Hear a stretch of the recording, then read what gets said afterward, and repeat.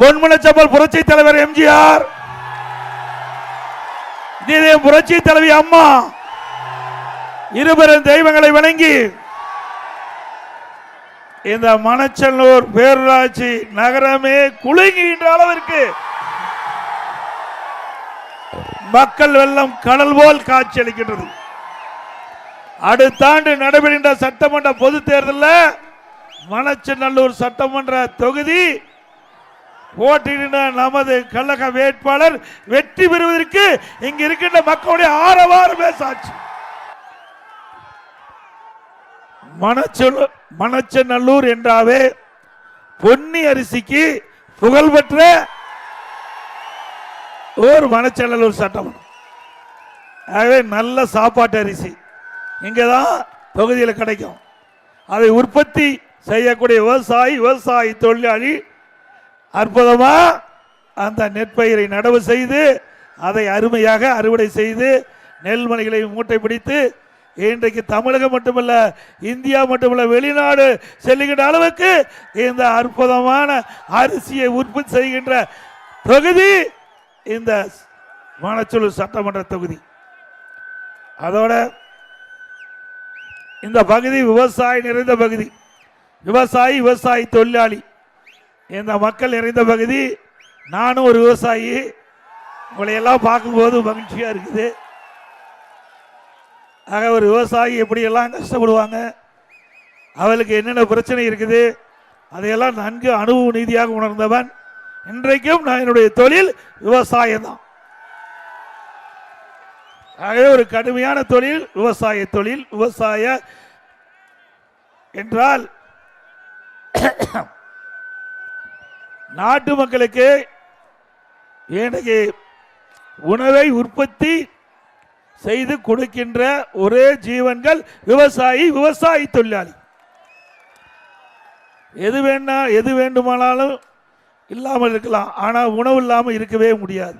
அந்த உணவை உற்பத்தி செய்யக்கூடிய விவசாயி நிறைந்த பூமி இந்த மணச்சநல்லூர் சட்டமன்ற பூமி. இந்த விவசாயி தொழிலாளிகளுக்கு அனைத்து இந்திய அண்ணா திராவிட முன்னேற்ற கழக ஆட்சியில் நிறைய திட்டங்களை கொண்டு வந்து நிறைவேற்றி அதனால் வேளாண் பெருமக்கள் நன்மை பெற்றிருக்காங்க, விவசாய தொழிலாளிகள் நன்மை பெற்றிருக்கிறாங்க. ஆனால் கடந்த திராவிட முன்னேற்ற கழகத்தினுடைய 4 ஆண்டு கால ஆட்சியில் விவசாயத்துக்கு நன்மை இல்லை, விவசாய தொழிலாளிக்கும் இந்த ஆட்சியில் எந்த நன்மையும் கிடைக்கல.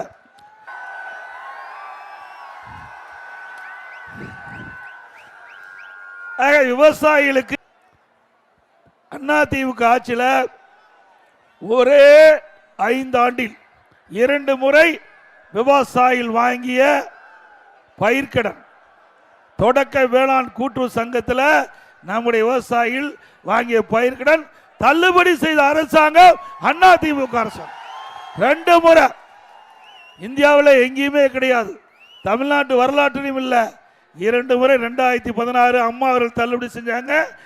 அம்மாவுடைய அரசு 2021 சட்டமன்ற தேர்தல் வருவதற்கு முன்பாகவே சட்டமன்றத்தை எதிர்நோக்கி செல்ல விவசாயிகள் படுகின்ற துன்பம், கஷ்டம், வேதனை அதை உணர்ந்தோம், கோரிக்கை வச்சாங்க. கோரிக்கையின் அடிப்படையில் 2வது முறை 12,200 கோடி விவசாயிகள் வாங்கிய பயிர்க்கடன் தள்ளுபடி செய்யப்பட்ட அரசாங்கம் அதிமுக அரசாங்கம். அதனால் விவசாயிகளுடைய பம்பு செட்டுக்கு 24 மணி நேரம் விவசாயிகள் பம்பு செட்டை ஏற்பதற்காக மும்முனை மின்சாரம் கொடுத்தோம் அதிமுக ஆட்சியில். அதோட இன்னைக்கு விவசாயிகள் இயற்கை சீற்றம், வெள்ளம், மழை, புயல், வறட்சி இந்த காலகட்டத்தில் விவசாயியுடைய பயிர்கள் சேதமடைகிறது. அதனால் விவசாயி பாதிக்கப்படுறாங்க. அந்த காலகட்டத்தில் விவசாயிகள் காப்பீட்டு திட்டத்தில் சேர்க்கப்பட்டு அனைத்து இந்திய அண்ணா திராவிட முன்னேற்ற கழக ஆட்சியில் இந்தியாவிலேயே விவசாயிகளுக்கு அதிகமாக பயிர் காப்பீட்டு திட்டத்தில் இழப்பீட்டு தொகையை பெற்று தந்த அரசாங்கம் அதிமுக அரசாங்கம், வேற எந்த அரசாங்கமும் இல்லை. வறட்சி, நான் முதலமைச்சராக பொறுப்பேற்கின்ற பொழுது கடுமையான வறட்சி. அந்த வறட்சியில் விவசாயிகள் பயிரிட்ட பயிர்கள் எல்லாம் சேதமடைஞ்சது. உடனடியாக விவசாயிகளுடைய கவனத்திற்கு கொண்டதுடன் விவசாய கோரிக்கையை ஏற்று அனைத்து இந்திய அண்ணா திராவிட முன்னேற்ற கழக அரசு எங்கெல்லாம் இந்த வறட்சியால் விவசாயிகள் பாதிக்கப்பட்டாங்களோ அந்த விவசாயிய பயிர் சேதமடைந்தோ அதையெல்லாம் கணக்கிட்டு தமிழகத்தில் சுமார் 2400 கோடி வறட்சி நிவாரணம் கொடுத்த ஒரே அரசாங்கம் அதிமுக அரசாங்கம். விவசாயிகளை கண்ணை இமை காப்பதை போல காத்த அரசாங்கம் அதிமுக அரசாங்கம். அதே போல நம்முடைய விவசாய தொழிலாளிகள் அவர்களுக்கு அம்மா இருக்கின்ற பொழுது பசு வீடுகளை கொடுத்தோம். விலையெல்லாம் கறவை மாடு, விலையெல்லாம் ஆடு, விலையெல்லாம் கோழி, உழவர் பாதுகாப்பு திட்டத்தில் பல திட்டங்கள் கொடுத்தோம். முதியோர்களுக்கு ஒரே நேரத்தில் சட்டமன்ற பேரவை 110 கீழ் 5 லட்சம் முதியோர்களுக்கு முதியோர் உதவித்தொகை வழங்கப்படும் என்ற அறிவிப்பு கொடுத்து 85% முதியோர்களுக்கு மாதந்தோறும் 1000 ரூபாய் முதியோர் உதவித்தொகை கொடுத்த அரசு அதிமுக அரசாங்கம். இதெல்லாம் அதிமுக ஆட்சியில் சாதனை. அதோட இன்னைக்கு வேளாண் உற்பத்தி தொடர்ந்து 5 ஆண்டு காலம் உணவு தானிய உற்பத்தியில் இந்தியாவிலேயே அதிக உணவு தானிய உற்பத்தியை பெருக்கி இன்றைக்கு தேசிய அளவில் கிறிஸ்கர்மன் என்ற உயர்ந்த தேசிய விருதை பெற்ற அரசாங்கம் அதிமுக அரசாங்கம். விவசாயிகளை ஊக்குவித்தோம், விவசாயிகளுக்கு தேவையான திட்டங்களை கொடுத்தோம், விவசாயிகளுடைய பிரச்சனைகளை தீர்த்து வைத்தோம். அதனால உணவு தானிய உற்பத்தி பெருக்கி நாட்டிலேயே தமிழ்நாடு உணவு தானிய உற்பத்தியிலே முதலிடம் வகித்தது என்று சொன்னால் அது அனைத்து இந்திய அண்ணா திராவிட முன்னேற்ற கழக ஆட்சியில் எடுக்கப்பட்ட நடவடிக்கை, திறமையான நிர்வாகத்தின் காரணத்தினால இந்த தேசிய விருதை பெற்றோம். அது மட்டும் இல்ல, இங்க வேற கிட்டி தூக்கிட்டே இருக்கிறாங்க பார்த்துட்டு.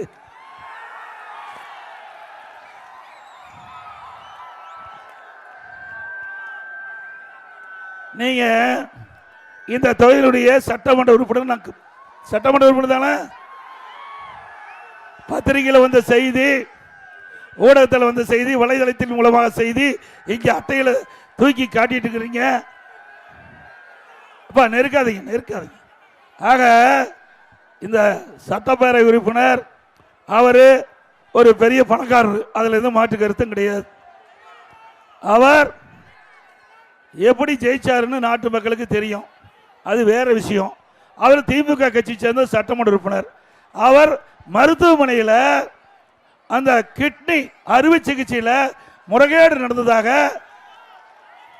தம்பி தள்ளாதீங்கப்பா, தள்ளாதீங்க, அப்படியே இருக்கட்டும், தள்ளாது இருங்க.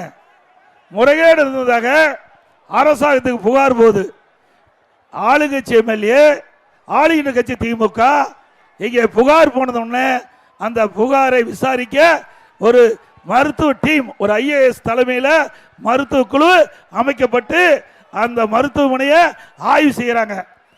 அந்த மருத்துவமனையில் ஆய்வு செய்கின்ற பொழுது அந்த அறுவை சிகிச்சையில், அதாவது கிட்னி அறுவை சிகிச்சை, கிட்னி மாற்று அறுவை சிகிச்சையில், உறுப்பு மாற்று அறுவை சிகிச்சையில் தவறு நடந்தது கண்டுபிடிக்கப்பட்டது திமுக ஆட்சியில், திமுக அரசாங்கம். பிறகு தவறு நடந்தது என்று தெரிவிக்கப்பட்டவுடன் அந்த உறுப்பு மாற்று அறுவை சிகிச்சையுடைய அனுமதியை ரத்து பண்ணிட்டாங்க. அனுமதியை ரத்து பண்ணியாச்சு. ஆக ஆளுங்கட்சி எம்எல்ஏ, ஆளுகின்ற கட்சி திமுக அரசாங்கம், அந்த அரசாங்கமே முறைகேடு நடப்பதாக கண்டுபிடிக்கப்பட்டு அந்த அரசாங்கமே உறுப்பு மாற்று அறுவை சிகிச்சையுடைய அனுமதியை ரத்து செஞ்சிருக்குது. அப்படின்னா தவறு நடந்திருக்குல்ல, உண்மைதானே? நாம கண்டுபிடிக்கல, எதிர்கட்சி சொல்லல, ஆளுகின்ற கட்சி திமுக கட்சி, திமுக எம்எல்ஏ மருத்துவமனையில் ஆய்வு செய்து கண்டுபிடிக்கப்பட்டு தவறு நடந்திருப்பதாக கண்டுபிடிக்கப்பட்ட பிறகு இதுவரை நடவடிக்கை எடுத்தாங்களா? இல்ல. அறிக்கையின் வாயிலாக வெளியிட்டோம், இதுவரைக்கும் உண்டான நடவடிக்கை எடுக்கல. திராவிட முன்னேற்ற கழக அரசு இன்றைக்கு உயர்நீதிமன்றம், மதுரை உயர்நீதிமன்ற கிளை இதுக்கு வார்னிங் கொடுத்திருக்குது, எச்சரிக்கை கொடுத்திருக்குது. உறுப்பை திருடுவது குற்றம். ஒரு மனிதனுக்கு உறுப்பு முக்கியம், அதை கூட இந்த அரசில் விட்டு வைக்கல. ஆக தவறு நடந்த மருத்துவமனை மீது எவ்வளவு பெரிய ஆளா இருந்தாலும் சட்டத்தை முன் சமம், அதை இந்த அரசு உடனடியாக நடவடிக்கை எடுக்க வேண்டும். இப்ப நீதிமன்றத்தில் வழக்கு இருக்குது. இன்னைக்கு நாம நிறைய கேள்விப்பட்டிருக்கிறோம், பணத்தை திருடுவாங்க, நகையை திருடுவாங்க, உறுப்பையும் திருடுற அரசாங்கம் ஒரே அரசாங்கம் திமுக அரசாங்கம். இன்னொன்று, இந்த தொகுதியுடைய சட்டமன்ற உறுப்பினர், இந்த தொகுதிக்கு சம்பந்தப்பட்டவர், அவருடைய மருத்துவமனைக்கு வந்தா இலவசமா சிகிச்சை அளிப்பதா சொல்லியிருக்கிறாங்க. போனீங்க, பரவாயில்ல, சிகிச்சை பெற்றிருப்பீங்க. ஆனால் இது நடந்ததோ இல்லையன்னு எனக்கு தெரியாது. இருந்தாலும் யாரெல்லாம் திராவிட முன்னேற்ற கழக கட்சிக்காரர் நடத்துகிற மருத்துவமனைக்கு போய் சிகிச்சை பெற்றீங்களோ அவரெல்லாம் ஸ்கேன் பண்ணி பார்த்துங்க. திமுக கட்சிக்காரர் நடத்துகின்ற மருத்துவமனைக்கு நீங்க சிகிச்சைக்கு போயிருந்தீங்களா? உங்களுடைய உடல் உறுப்பு உள்ள இருக்குதா இல்லையான்னு நீங்க ஒரு ஸ்கேன் பண்ணி பார்க்கறது நல்லது. நல்லதுக்காக சொல்றேன். ஏன்னா நாமக்கல் மாவட்டம் பள்ளிப்பாளையத்தில் இந்த 2 நாளைக்கு வந்து பேப்பர்ல வந்திருக்குது. அந்த அம்மாவுக்கு கிட்னி, அந்த அம்மா கிட்னி கொடுப்பதாக தெரிவிச்சிருக்கிறாங்க. கூட்டிட்டு போயிருக்கிறாங்க. வறுமையின் காரணமா கிட்னிக்கு பதிலாக கல்லீரல் எடுத்துட்டாங்க. கிட்னிக்கு பதிலாக கல்லீரல் எடுத்துட்டாங்க. இது எவ்வளவு கொடுமை! வறுமை என்பது ஒரு மனிதனுக்கு மிக கொடுமையானது. அந்த கொடுமையை பயன்படுத்தி இப்படிப்பட்ட பணக்காரர்கள், இப்படிப்பட்ட பதவிகளை வைக்கின்றவர்கள் ஏழைகளை வயிற்றை அடித்து ஏழைகளுடைய உறுப்புகளை முறைகேடாக எடுப்பது குற்றம். நீங்கள் நடவடிக்கையை எடுக்கப்பீர்கள் என்று நம்புகிறோம். நீதிமன்றத்தில் வழக்கு இருக்குது. அனைத்து இந்திய அண்ணா திராவிட முன்னேற்ற கழகம் அமைந்த பிறகு இதற்கு முழுமையான விசாரணை மேற்கொள்ளப்பட்டு இந்த தவறு நடந்திருந்தால் சட்டப்படி நடவடிக்கை எடுக்கப்படும் என்பதை தெரிவித்துக் கொள்கின்றேன். நீதிமன்றமே குறிப்பிட்டிருக்குது. இது மிக மிக கொடுமையானது. ஒரு வறுமையின் காரணமாக அவள் வாழ முடியாது இருக்கிற சூழ்நிலையை பயன்படுத்தி அவருடைய உடல் உறுப்புகளை முறைகேடாக எடுப்பது எந்த விதத்திலும் நியாயமில்லை என்று நீதிமன்றம் தங்களுடைய கருத்தை தெரிவித்திருக்கின்றது. ஆகவே எண்ணி பார்க்க வேண்டும். ஆகவே ஒரு சட்டமன்ற உறுப்பினர் இன்னும் பேசுகிறார், இன்னும் அதிகமாக பேசுறார். நிருபர் கேட்கிறாங்க, இது நடந்தது திமுக ஆட்சியில், கண்டுபிடிச்சது திமுக அரசாங்கம். அவர் பேசுறார், நான் வந்து கிட்னி திருடுறதா இருந்தா அவர் சொன்னது ரோல்ஸ் ராய் கார் வாங்க, ரோல்ஸ் ராய் கார் வாங்க ஊர் மக்களின் கிட்னியை கலெக்டர் வேணுமா? இதுக்காக ஓட்டு போட்டு எம்எல்ஏ ஆக்குனீங்க. கிட்னியை புடுங்கிறதுக்காக ஓட்டு போட்டு எம்எல்ஏ ஆக்குனீங்க. எவ்வளவு நக்கலா பேசுறாரு. ஒரு மனிதாபிமான அற்ற ஒரு செயல். அது எவ்வளவு பெரிய பதவியில் இருக்கலாமோ, எவ்வளவு பெரிய பணக்காரராக இருக்கலாம். ஆனா மக்களை மதிக்க வேண்டும். இன்னைக்கு பணம் இருக்கும் போகும். ஆனா உயிர் என்பது ஒரு முறை உடல்ல இருக்கும், ஒரு தடவை போயிட்டா வராது. அப்படிப்பட்ட உயிரோடு நீங்க விளையாடாதீங்க, தயவு செய்து வேண்டாம். அது மட்டும் இல்ல, அவர் பேசுகிறார், அவர் சொன்ன கருத்து எல்லா ஊடகத்திலே வந்திருக்குது. நான் ரோல்ஸ் ராய் கார் வாங்க வேண்டும் என்றால் ஊரில் உள்ள அனைவருடைய கிட்னியும் கழட்டினால் தான் வாங்க முடியும். நீ கார் வாங்குறதுக்கு மக்களுடைய கிட்னி தான் கிடைச்சதா? எந்த அளவுக்கு ஏளனமாக மக்களை பார்க்கிறார், எந்த அளவுக்கு கீழ்த்தரமாக பேசுகிறார். இவரெல்லாம் ஒரு சட்டமன்ற உறுப்பினர் என்று சொல்லுவதற்கு வெட்கக்கேடு. மனிதனை மனிதனாக மதிக்க வேண்டும். அது எவ்வளவு பெரிய பணக்காரன் தான் சரி, எவ்வளவு பெரிய உயர்ந்த இடத்தில் இருந்தாலும் சரி, மக்களுக்கு மரியாதை கொடுக்க வேண்டும். ஓட்டு போட்டு தேர்ந்தெடுத்த மக்கள் இதற்காகவா உங்களை ஓட்டு போட்டு தேர்ந்தெடுத்தாங்க? கிட்னி கல்றதுக்காக ஓட்டு போட்டு உன்னை எம்எல்ஏ ஆக்குனாங்க. எச்சரிக்கையா இருங்க. மீண்டும் இவர் நிற்கப்பட்டால் அவருக்கு டெபாசிட் இழக்க செய்ய வேண்டும். செய்வீங்களா? எங்க தன்மானம் உள்ள ஒரு மனிதரா நாம் இருக்க வேண்டும். எதை வேணாலும் விட்டு கொடுக்கலாம். தன்மானத்தை ஒருவாதும் ஒரு மனிதன் விட்டு கொடுக்க முடியாது. அவன் பணக்காரர் இருக்கலாம், ஏழையா இருக்கலாம், அவருக்கு ஒரு தன்மானம் இருக்கின்றது. ஆகவே இன்றைக்கு நாட்டு மக்களை பற்றி கேவலமாக குறிப்பிடுகின்ற இப்படிப்பட்ட சட்டமன்ற உறுப்பினர்கள் எல்லாம் இந்த பதவிக்கு இருப்பதே ஒரு அவலமாக இருக்கிறது என்பதை மட்டும் இந்த நேரத்தில் தெரிவிக்க விரும்புகின்றேன். இன்றைக்கு அண்ணா திமுக ஆட்சி அதான்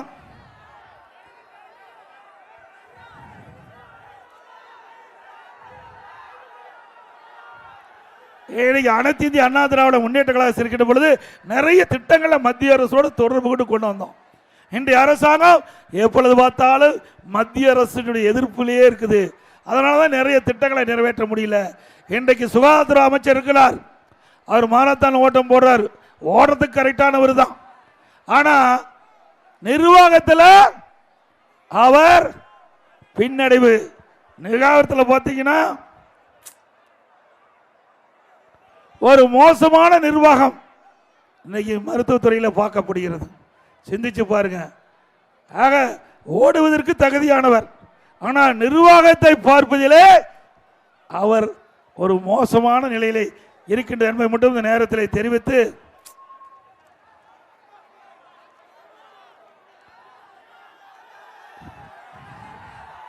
ஆக இன்றைக்கு நம்ம பகுதியில் இருக்கிறெல்லாம் பாயுது, காவிரி நதிநீர் தான் பாயுது. அந்த நதி நீரை மீட்டு கொடுத்த பெருமை அனைத்து இந்திய அண்ணா திராவிட முன்னேற்ற கழக அரசுக்கு உண்டு. 50 ஆண்டு காலம் நீதிமன்றத்திலே சட்ட போராட்டம் நடைபெற்றுக் கொண்டிருந்தது. அனைத்து இந்திய அண்ணா திராவிட முன்னேற்ற கழக அரசு இருக்கின்ற பொழுதுதான் விவசாயிகளுடைய நீண்ட நாள் கோரிக்கையை நிறைவேற்றுகின்ற விதமாக சட்ட போராட்டத்தின் மூலமாக நம்முடைய விவசாயிகளுக்கு கிடைக்க வேண்டிய நீரை சட்டப்படி உச்ச நீதிமன்றத்தின் மூலமாக தீர்ப்பை பெற்று நம்முடைய விவசாயிகளுக்கு நீரை பெற்று தந்த அரசாங்கம் அண்ணா திமுக அரசாங்கம் பெற்று தந்தமில்ல. அது மட்டுமல்ல, இன்றைக்கு மேட்டூரில் திறக்கப்படுகின்ற நீர் கடலில் போய் கலக்கின்ற வரை அந்த நீர் சுத்தமான நீராக இருக்க வேண்டும். அந்த ஆற்று தண்ணி, காவிரி ஆற்று தண்ணீரை தான் 20 மாவட்ட மக்கள் குடிநீர் ஆதாரமாக இருக்கின்றது. அந்த குடிநீர் மாசுபடுகிறது. இன்றைக்கு மேட்டூர் அணையிலிருந்து திறக்கப்படுகின்ற நீர் 2 கரை, காவிரி கரையின் 2 பகுதியிலும் இருக்கின்ற நகரத்திலிருந்து வெளியேறுகின்ற அசுத்த நீர் காவிரி நதியிலே கலக்கின்றது. இதனால் நதி நீர் மாசடைகிறது. இதை தூய்மைப்படுத்த வேண்டும் என்பதற்காக நான் முதலமைச்சர் இருக்கின்ற பொழுது பாரத பிரதமர் நரேந்திர மோடி அவர்களை சந்தித்து கோரிக்கை வைத்தேன். நீங்க எப்படி கங்கையில் தூய்மைப்படுத்துறீங்களோ அதுபோல காவிரி ஆற்று தண்ணீரை தூய்மைப்படுத்துவதற்கு ஒரு திட்டத்தை நாங்கள் கொண்டு வந்திருக்கின்றோம், அதை நிறைவேற்ற வேண்டும் என்று அவரிடத்திலே கோரிக்கை மனு கொடுத்தேன். அப்பொழுது அவர் ஏற்றுக்கொண்டு நாடாளுமன்றத்தினுடைய இரு அவை கூட்டத்திலே மேதகு குடியரசுத் தலைவருடைய உரையில இடம்பெற செய்து அறிவித்து, அதற்கு பிறகு ஆட்சி மாற்றம் ஏற்பட்டு விட்டது. திராவிட முன்னேற்ற கழகம் ஆட்சிக்கு வந்த பிறகு கிடப்பிலை போட்டு விட்டார்கள். அதை நான் பல முறை சட்டமன்றத்தில் தெரிவித்தேன். நடந்தாய்வாளி காவிரி திட்டம் ஒரு அற்புதமான திட்டம். காவிரி நதி நீர் மற்றும் பல உபநதியிலிருந்து வருகின்ற நீர் காவிரி ஆற்றிலே கலக்கி நீர் மாசுபடுகிறது. இதனால் குடிக்கிற தண்ணீர் நம்முடைய அசுத்தமான நீரை குடிக்க வேண்டிய நிலை ஏற்படுகிறது. இதனால் நம்முடைய உடல்நிலை பாதிக்கப்படுகிறது, விவசாய பயிர்கள் பாதிக்கப்படுகிறது. ஆகவே இதற்கு ஒரு அற்புதமான திட்டம் நடந்தாய்வாளிக்கு காவிரி திட்டத்தை நாங்கள் மத்திய அரசிடத்தில் கொடுத்திருக்கின்றோம். அதை நீங்கள் அழுத்தம் கொடுக்க வேண்டும் என்று சொன்னோம். ஆனால் சட்டமன்றத்தில் ஏளனமாக சிரிச்சாங்க. ஆனால் நாங்கள் தொடர்ந்து மத்திய அரசுக்கு ஆளுகின்ற கட்சியில் இல்லையாவிட்டாலும் அனைத்து இந்திய அண்ணா திராவிட முன்னேற்ற கழகத்தை பொறுத்த வரைக்கும் இன்னைக்கு ஆட்சி அதிகாரத்தில் இருந்தாலும் இல்லாவிட்டாலும் மக்களுடைய பிரச்சனைகளை எடுத்து வைப்பதிலே முதல் கட்சி அனைத்து இந்திய அண்ணா திராவிட முன்னேற்றம். அதன் அடிப்படையிலே மத்திய அரசுக்கு இதை முழுமையாக தெரிவித்து அழுத்தம் கொடுத்து இந்த ஆண்டு நடந்தாய்வாளி காவிரி திட்டத்தை மத்திய அரசு அனுமதித்து சுமார் 11,500 கோடி இந்த திட்டத்திற்காக நிதி ஒதுக்கீடு செய்யப்பட்டிருக்கிறது. ஆக இந்த காவிரி ஆற்றில் வருகின்ற தண்ணி, பவானி சாகர் அணையிலிருந்து வருகின்ற தண்ணி, நொய்யல் ஆற்றிலிருந்து வருகின்ற தண்ணி, அமராவதி ஆற்றிலிருந்து வருகின்ற தண்ணி மற்றும் பல்வேறு கிளை ஆறுகள் ஓடையிலிருந்து வருகின்ற அந்த அசுத்த நீரெல்லாம் அங்கே இருக்கின்ற சுத்தகரிப்பு முனையிலுமாக சுத்தகரித்து அந்த ஆற்றிலை விட்டு நல்ல குடிநீர் கிடைக்கக்கூடிய வாய்ப்பை உருவாக்கி தந்த கட்சி அண்ணா திமுக கட்சி, அண்ணா திமுக அரசாங்கம். இது பல பேருக்கு தெரியாது, அதனால் இதை குறிப்பிடுகிறேன். ஆக மக்களுக்கு எந்தெந்த விதத்திலே, நம்முடைய தமிழ்நாட்டு மக்களுக்கு எந்தெந்த விதத்தில் உதவி செய்ய முடியுமோ அந்த அத்தனை விதத்திலும் அண்ணா திமுக அரசு நடவடிக்கை எடுத்து நான் மக்களுக்கு உதவி செய்த அரசு அண்ணா திமுக அரசாங்கம். நடந்தாய்வாளி காவிரி திட்டம் அற்புதமான திட்டம். அந்த திட்டத்தின் மூலமாக இன்றைக்கு 950 கோடி ஒதுக்கப்பட்டிருக்கிறாங்க. ஒவ்வொரு ஆண்டும் குறிப்பிட்ட நிதி ஒதுக்கி அந்த திட்டம் நிறைவேறுகின்ற பொழுது காவிரியில் மேட்டூர் அணையில் திறக்கப்படுகின்ற நீர் எப்படி இருக்குதோ அதே போல் இந்த மணச்சநல்லூர் பகுதியில் இருக்கிற நம்முடைய ஆற்றங்கரையில் இருக்கிற நீர் அற்புதமாக தூய்மையான நீராக இருக்கும். அதனால் பயிர்கள் செழித்து வளர்ந்து நல்ல விளைச்சல் கொடுக்கும். தூய்மையான நீரை பருகுவதால் நமக்கு உடலிலே எந்த பாதிப்பு ஏற்படாது. இதுதான் அதிமுக அரசுடைய திட்டம். அதிமுக கட்சியினுடைய நீண்டகால தொலைநோக்கு திட்டத்தின் அடிப்படையில் இந்த திட்டத்தை நாங்கள் நிறைவேற்றி கொடுத்திருக்கிறோம். அதே போல விவசாயிகள் உழவன் செயலி, இன்னைக்கு ஒரு பயிர் நெற்பயிர் இருக்குது, அதில் ஏதாவது இலை புழு தாக்கும், தண்டு புழு தாக்கும், அப்பொழுது அதை அப்படியே செல்ல பிடிச்சி அனுப்பிச்சிக்கலாம். அதுக்கு என்ன மருந்து தெளிக்கலாம்னு வரும் உழவன் செயலி, அதையும் கொண்டு வந்து அதிமுக ஆச்சு.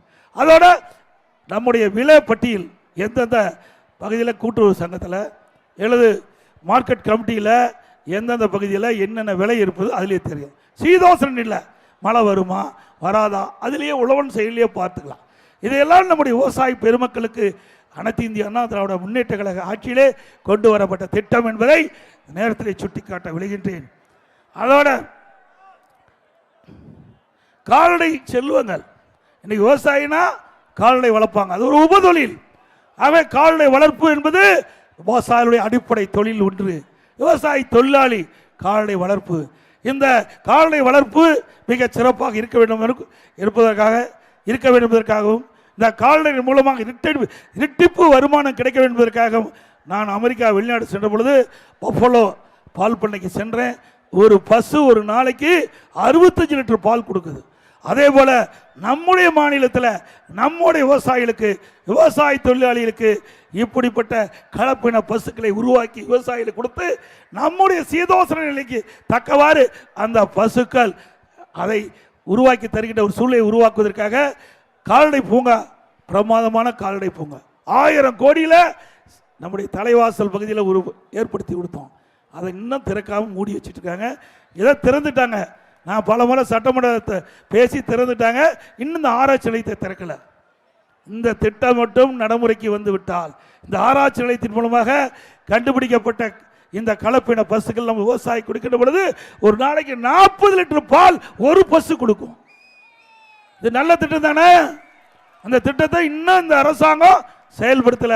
அதிமுக ஆட்சியில் கொண்டு வரப்பட்ட திட்டம் என்ற ஒரே காரணத்திற்காக இந்த விவசாயிகளுக்காக கொண்டு வரப்பட்ட திட்டத்தை முடக்கிய அரசு விடியா திமுக அரசு.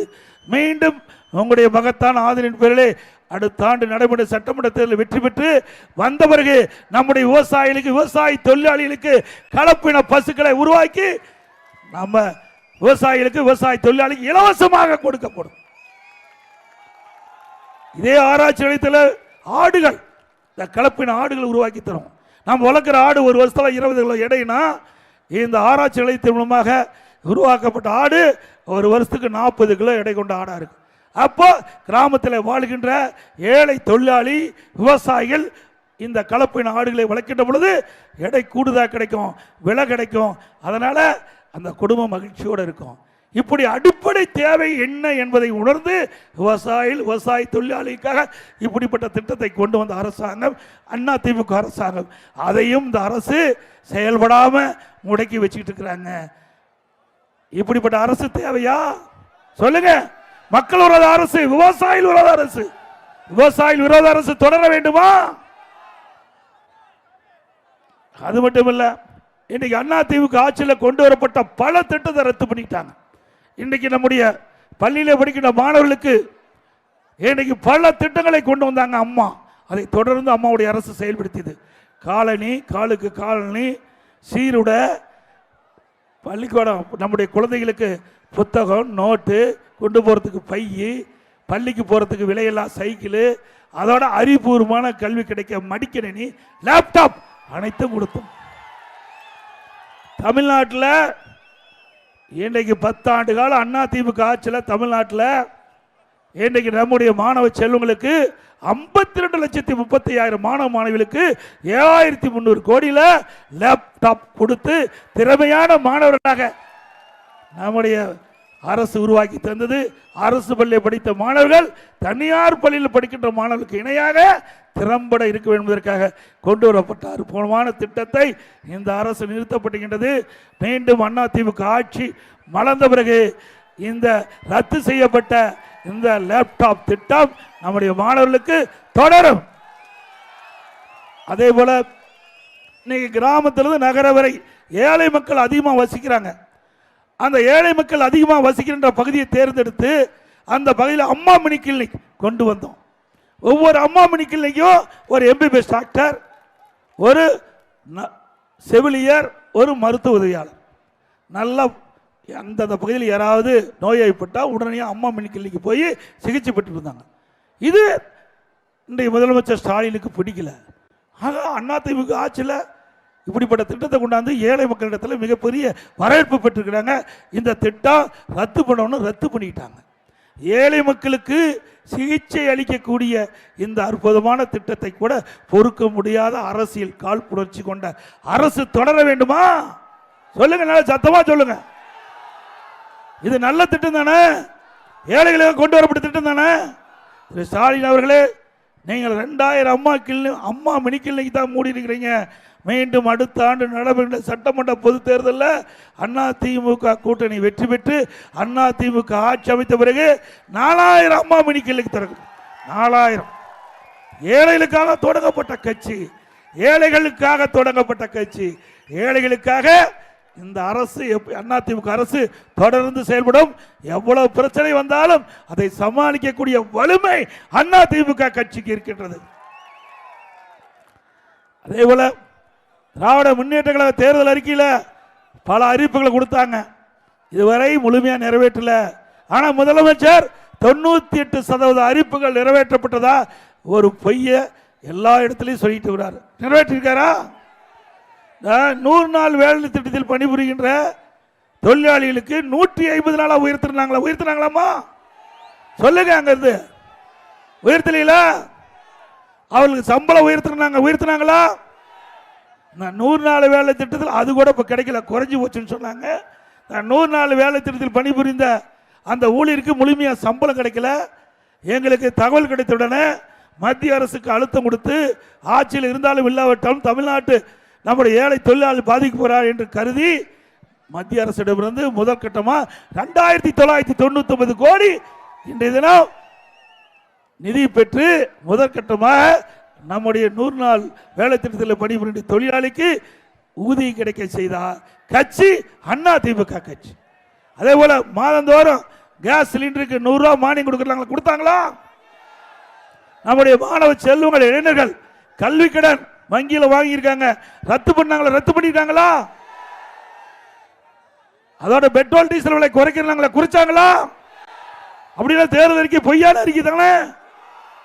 அது மட்டுமல்ல, இன்னைக்கு அதிமுக ஆட்சி இருக்கின்ற பொழுது கிராமத்திலிருந்து நகர வரை அரசு பள்ளியை படிக்கின்ற மாணவர்கள் முழுக்க முழுக்க ஏழை மாணவர்கள், நடுத்தர குடும்பத்தை சேர்ந்தவர்கள், இவர் தான் அரசு பள்ளியை படிக்கிறார். அப்படி அரசு பள்ளியை படிக்கின்ற மாணவ செல்வங்கள் மருத்துவராக வேண்டும். அதற்காக எதிர்க்கட்சி கோரிக்கை வைக்கல, பொதுமக்கள் கோரிக்கை வைக்கல. அனைத்து இந்திய அண்ணா திராவிட முன்னேற்ற கழக அரசு அந்த அரசு பள்ளியை படிக்கின்ற மாணவர்களுடைய ஏழைகளுடைய நிலைகளை கருதி ஒரு அற்புதமான திட்டத்தை கொண்டு வந்தோம். 7.5% உள் இடஒதுக்கீடை கொண்டு வந்து சட்டம் இயற்றப்பட்டு அமுல்படுத்தப்பட்டு இன்றைய தினம் அரசு பள்ளியை படித்த ஏழை மாணவர்கள் 2818 பேர் இன்றைக்கு மருத்துவ கல்வி கிடைச்சு இன்றைக்கு அந்த எம்பிபிஎஸ் டாக்டர் படிச்சுட்டு இருக்கிறாங்க. இது அதிமுக சாதனை. அதுவும் இந்த ஏழை குடும்பத்திலே பிறந்த இந்த மாணவர்களுக்கு அந்த மருத்துவ கல்வி கட்டணம் செலுத்த முடியாத ஒரு சூழ்நிலை. இது எங்களுடைய கவனத்துக்கு வந்தவுடன் இந்த இடஒதுக்கீட்டின் மூலமாக தேர்வு செய்யப்பட்ட மாணவ மாணவிகளுக்கு 1 ரூபாய் மருத்துவ கல்வி கட்டணம் செலுத்த வேண்டியதில்லை, முழுவதும் அரசாங்கமே ஏற்றுக்கொள்ளும் என்ற அறிவிப்பை கொடுத்து 1 ரூபாய் செலவு இல்லாம இந்த 7.5% உள் இடஒதுக்கீட்டில் தேர்வு செய்யப்பட்டவர்கள் மருத்துவ கல்வி கிடைக்கக்கூடிய வாய்ப்பை ஏற்படுத்திய அரசாங்கம் அதிமுக அரசாங்கம். சிந்திச்சு பாருங்க. இன்னைக்கு திராவிட முன்னேற்ற கழக அரசு இப்படி ஒரு திட்டத்தையாவது கொண்டாந்து நிறைவேற்றி இருக்குதா? ஏழைகளுக்காக திட்டத்தை கொண்டு வந்தார்களா? அத்தனையுமே இன்னைக்கு முழுக்க முழுக்க மக்களை மறந்த கட்சி திமுக கட்சி, திமுக அரசாங்கம். எப்பொழுது பார்த்தாலும் குடும்ப சிந்தனை தான் திரு ஸ்டாலினுக்கு இருக்கும். ஓட்டு போட்ட மக்களை பற்றி கவலை இல்லை, நாட்டு மக்களை பற்றி கவலை இல்லை. ஆனால் அனைத்து இந்திய அண்ணா திராவிட முன்னேற்ற கழக கட்சியும் சரி, அனைத்து இந்திய அண்ணா திராவிட முன்னேற்ற கழக அரசும் சரி, எப்பொழுதும் நாட்டு மக்களுக்கு எந்த பிரச்சனையாக இருந்தாலும் அதை பிரச்சனை தீர்க்கக்கூடிய ஒரு சூழ்நிலையை உருவாக்கி எப்பொழுதும் மக்கள் மகிழ்ச்சியோடு வாழ வேண்டும். அதுதான் அதிமுக அரசனுடைய நிலைப்பாடாக இருந்தது என்பதை நேரத்தில் தெரிவித்து,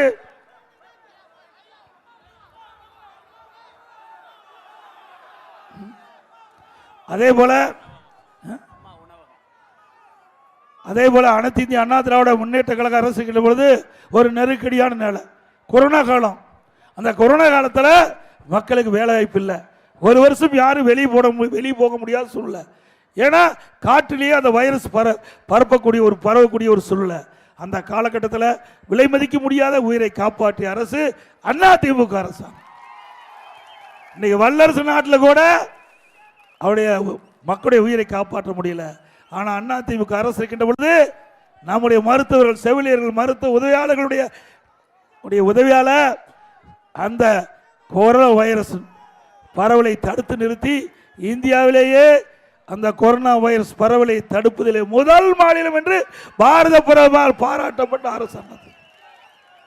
அந்த காலகட்டத்தில் வேலை இல்லாமல் இருக்கின்ற மக்களுக்கு பாதிப்பு ஏற்படக்கூடாது என்பதற்காக ரேஷன் கடையில் விலையில்லா அரிசி, விலையில்லா எண்ணெய், விலையில்லா சர்க்கரை ஓராண்டு நம்முடைய மக்களுக்கு தந்த அரசாங்கம் அதிமுக அரசாங்கம். அதே நேரத்தில் இன்றைக்கு ஏழைகள், முதியோர்கள், கர்ப்பிணி தாய்மார்கள், மாற்றுத்திறனாளிகள் அவர்களுக்கு வீடு தேடி சென்று கொரோனா காலத்தில் சுட சுட நாளொன்றுக்கு 7 லட்சம் பேருக்கு உணவு கொடுத்தோம். கொரோனா காலத்தில் இந்தியாவில் எந்த மாநிலத்திலும் இப்போ ஏழைகளுக்காக கொடுத்த சரித்திரம் கிடையாது. அந்த சரித்திரத்தையும் அதிமுக ஆட்சி ஏற்படுத்தி என்பதை நேரத்தில் தெரிவித்து, அந்த காலகட்டத்தில் பள்ளிகள் மூடப்பட்டு விட்டன, கல்லூரிகள் மூடப்பட்டு விட்டன.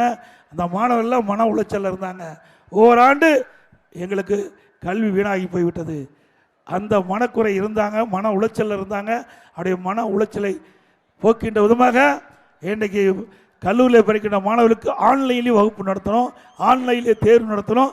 அவர்கள் பட்டம் பெற்றார்கள். பள்ளியில் படிக்கின்ற மாணவர்களுக்கு ஆல் பாஸ் போட்டு கொடுத்தோம்.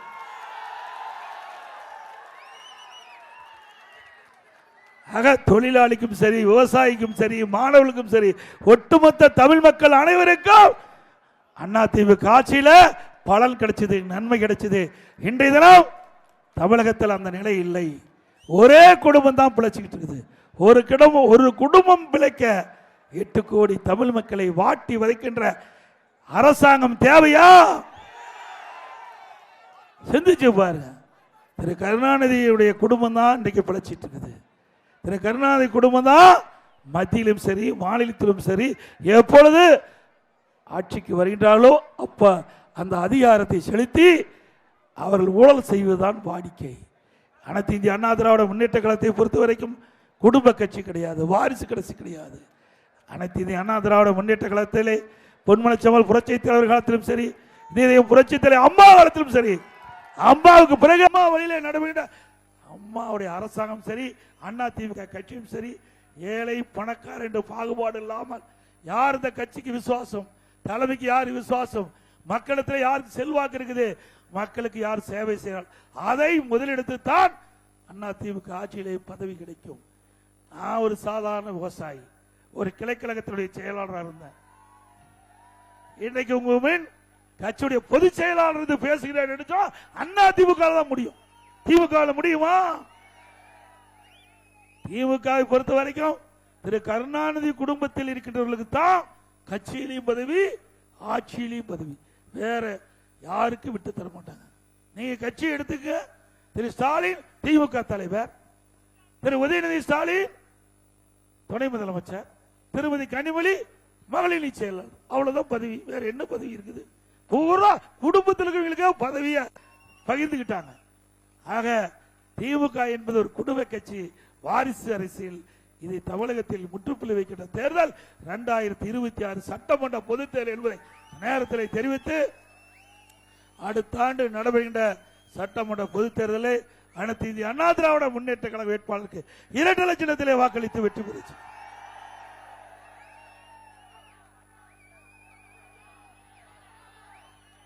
அதே போல இந்த பகுதி ஏழை தொழிலாளிகள் நிறைந்த பகுதி, விவசாய தொழிலாளி, தாழ்த்தப்பட்ட மக்கள் அதிகமாக வசிக்கிற பகுதி. இந்த மக்களுக்கு குடிசையில் வாழ்ந்தாலும் சரி, வீட்டுமனை இல்லாத இருந்தாலும் சரி, அவர்களுக்கு அற்புதமான பல லட்சம் மதிப்புள்ள காங்கிரீட் வீடு அதிமுக ஆட்சியிலே கட்டித்தரப்படும்.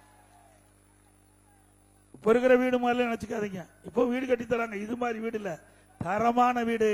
அந்த ஏழைகள் மகிழ்ச்சி பொங்க மன நிறைவு பெறுகிற அளவுக்கு பல லட்சம் மதிப்புள்ள வீடுகள் காங்கிரீட் வீடு கட்டித்தரப்படும். அதே போல ஒவ்வொரு தீபாவளி என்றும் நம்முடைய தாய்மார்களுக்கும் நம்முடைய சகோதரிகளுக்கும் அற்புதமான சேலைகள் கொடுக்கப்படும். தீபாவளி போது சேலை வழங்கப்படும். இது அதிமுக தேர்தல் அறிக்கையில் இடம்பெறும் என்பதை இந்த நேரத்தில் தெரிவித்து, அனைத்து இந்திய அண்ணா திராவிட முன்னேற்ற கழக கட்சி தான் மக்களுக்காக பாடுபடுகிற கட்சி. அனைத்து இந்திய அண்ணா திராவிட முன்னேற்ற கழக அரசில் தான் பல்வேறு திட்டங்களை கொண்டு வந்து நாட்டிலேயே தமிழகம் முதலிடம் என்ற பெருமையை பெறுவதற்கு அடித்தளம் விட்ட அரசாங்கம் அதிமுக அரசாங்கம். மக்களை காப்போம், தமிழகத்தை மீட்போம். மக்களை தமிழகத்தை மக்களை தமிழகத்தை மக்களை தமிழகத்தை. Bye bye Stalin. நன்றி, வணக்கம்.